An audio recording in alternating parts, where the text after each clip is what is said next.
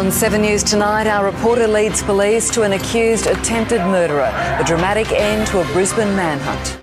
Hello, I'm Paul Barry. Welcome to Media Watch. And how about that for a scoop? 7 News in Brisbane leads the cops to an alleged killer and is then on hand to capture the dramatic arrest. Credit all round. But hold on a moment while we see what led the news on 9. A 9 News reporter finds a man wanted over a hammer and knife attack, keeping him calm until police charge in. Well. So, was it first on 9, as 9 News Queensland was also telling its Facebook followers, or was 7 the one that had the alleged attacker locked up, as its Facebook page was claiming? Come the 6 o'clock bulletin, 7 had no hesitation in claiming all the accolades. A 7 News team has led police to a man wanted for attempted murder at Norman Park. On our information, police stormed the house in a dramatic arrest.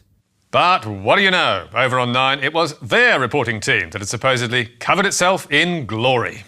A 9 News camera crew has captured the incredible moment a man on the run and accused of attempted murder was discovered back at the scene of the bloodied hammer attack. Our crew managed to stop him escaping as police came running back to handcuff him. And 9's reporter had the story of his discovery of the fugitive, who'd unaccountably returned to the scene of the crime, to back up the network's claim. It was after I decided to walk further into the room and went round the corner there that I saw this man sitting on the bed. I said to him, "Don't move, stay there." I then backed out and told the others what I'd seen. Well, that's funny because 7's reporter was also taking credit for finding the man that police had been searching for and then tipping them off. 7 News found him sitting calmly at the bloody crime scene. Our crew called 000 as the wanted man sat on the couch. So, amidst these competing claims from 7 and 9, we asked Queensland Police, who had tipped them off and brought the alleged attempted murderer to justice. And they told us both journalists, as well as a resident of the home, became aware of a person of interest inside. Police received a call from media at the scene and the resident to let officers know that he was there. Ah, so they both found him and both called in. And both 7 and 9 knew that's what happened, because they couldn't avoid showing shots of both reporters at the scene, on the phone to the cops at the same time. So, well done folks, you tied for gold, but then spoiled it by refusing to share the prize. But now, from crime to real estate, and a brilliant new way to climb the property ladder. At least that's according to many in the media who tell us it is great. Sydney's surging house prices have left many people thinking there's simply no way to get into the market. But a new company is letting aspiring homeowners invest directly in some of our most expensive suburbs, with shares from as little as $57. $57. Wow, that's so affordable just about anyone could do it. So, how does it work? Cue the young CEO of BrickX, who's been doing the rounds of the Australian media in recent weeks and is more than happy to explain. We buy a property which is split into 10,000 units, or bricks as we call them, and investors can then buy those bricks and earn the rental income and potential capital gains from those bricks. Sounds fantastic. And earlier this month, ABC Lateline followed the pack and brought us a 5-minute puff piece for the company, which has only been around for 9 months, with the CEO again meeting one of his happy customers. Nice to meet you. Welcome to our Bondi place. How exciting. Yeah, I hear you're an investor in Bondi. How many bricks do you own in Bondi? I have 5 bricks. Brilliant. Yes. Brilliant. So which 5 bricks are mine? It's gorgeous. It's great, isn't it? Look at this room and how big this room is. Wow, this is huge. And just so close to the beach as well. I know. Lateline's story had nothing but good things to say about BrickX, and even suggested, as other media have done, that it could be the magic key for thousands of young people locked out of the housing market. It makes me look forward to the day where I can say, this is my apartment. Now I think that one day I will have my own apartment. So who did Lateline get to tell us about the risks and advise us if it is really such a good idea? Well, there was the CEO of BrickX, who told us how fantastic it is. Then there was Tegan, who's just told us how excited it's making her. And then there was Ramon Mitchell, who's on BrickX's property team, who also reckoned it's terrific. But luckily, there was Nerida Conisbee, an economist from property website REA, to tell us BrickX is a game changer. An independent voice at last. But no, because as you can see from the company's website, Nerida Conisbee also works for BrickX as an advisor. Unbelievable, eh? So, what were Lateline and reporter Barbara Miller thinking? Executive producer Lisa Whitby admitted to Media Watch it was, quote, an oversight not to have told viewers that Conisbee was on the BrickX team. And she also conceded it probably would have been good to feature another independent voice in the story. Well, actually, there can't be another independent voice because there wasn't even one. And that is a serious omission, because there's a heap of reasons not to rush into an investment like this, such as you could earn more money in the bank with less risk because the rental yield is so low. As the Barefoot Investor pointed out, if you were to put $100 into BrickX, it would take you roughly 31 years to get your money back via the rental income, assuming it's rented out continuously, which it won't be, and assuming there are no maintenance costs, which there certainly will be. In fact, if you were to buy into one of BrickX's New South Wales properties, where the yield is even lower, it could take you more than 50 years. So, you have to rely on capital gain to make your profit, and with experts worried the Sydney-Melbourne house bubble is about to burst, Barefoot Investor has warned you'd have to have bricks in your head to touch it. We would have other concerns about BrickX, like how easy it might be to sell your bricks if the market falls. But Lateline canvassed none of them, and nor did 7 and 9 News. And they really should have done, because while everyone dreams of owning their own home, the media need to ask the right questions if they want to help those dreams come true. And, talking of the right question, what would you ask the Prime Minister if you had him on your show? The day after Labor's budget reply, 7 Sunrise had this.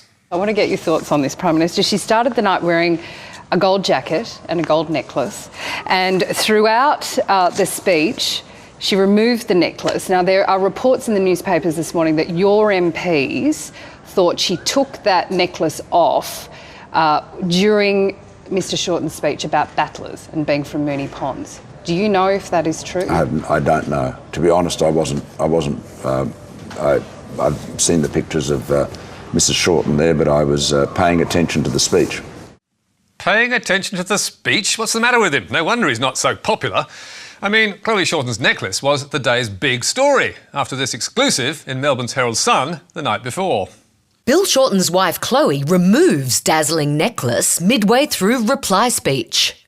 And thanks to the folk at News Corp, it became an even bigger story after Mr T refused to speculate about how much it cost, where it came from and why she took it off.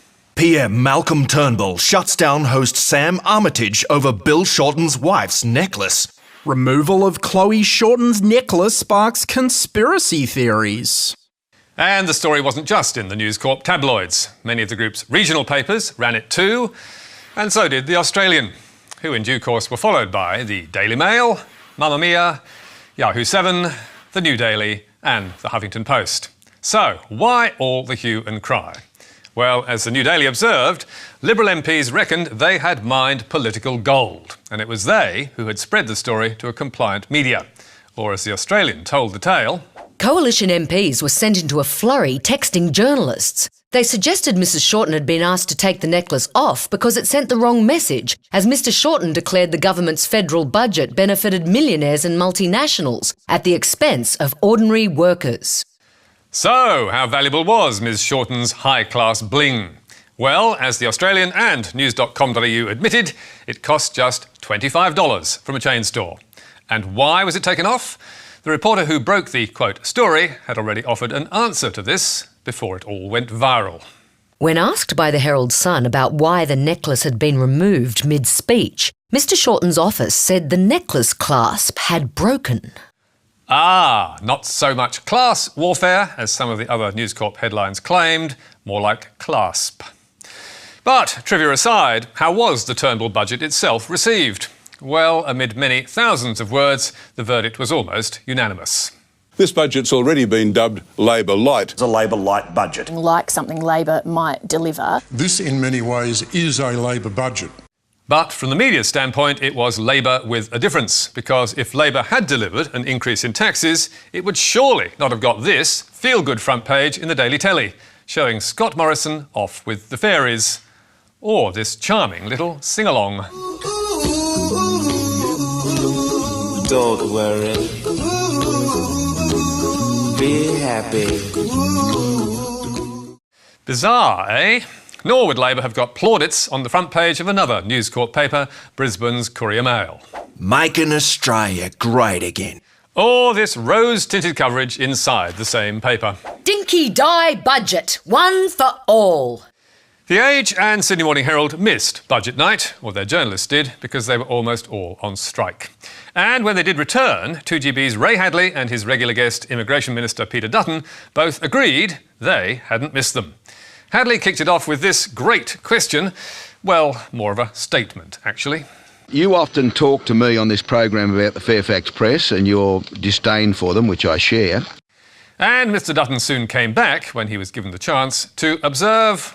I thought the productivity of Fairfax went up last week, Ray, with the strike, so I don't think lives were affected one way or the other. I think people realised that you can live without reading Fairfax newspapers. I think it's a better way to lead your life. That would be my advice. 125 journalists, or 1 in 4 at Fairfax, are facing the chop, and a Cabinet Minister is apparently happy to see them go. Whatever happened to jobs and growth? Seems Mr Dutton believes those reporters and editors don't deserve a job. They're out of touch with people, and listeners on your program know that they're out of touch. Now, there are a couple of good journos there, that's fine, but they've got a political, ideological argument to push. Well, perhaps Fairfax is out of touch. It was one media group that did not jump on the stupid Chloe Shorten necklace story. But Fairfax CEO Greg Hywood reckons that if anyone is out of touch, it is the Minister. Once again, Peter Dutton shows why no one rates him. Actually, Greg, it's not quite no one. 2% of the public and an army of News Corp columnists rate Mr Dutton as their preferred Liberal Party leader. Fairfax Media, meanwhile, claims an audience of 13 million Australians. Pretty clear who wins on popularity. And as America's founding father Thomas Jefferson once warned, democracy does need a free and vibrant media. Were it left to me to decide whether we should have a government without newspapers or newspapers without a government, I should not hesitate a moment to prefer the latter. And finally tonight, to the passing of a real journalist, the ABC's Mark Colvin, who over many years in the job had his own tussles with politicians, including Australia's Immigration Minister. These people are being used as pawns, frankly, by some advocates in Australia. Could you answer my question about the children? I've already answered the question in relation to the children. Well, can you give me that definitively? There were no children involved in this incident.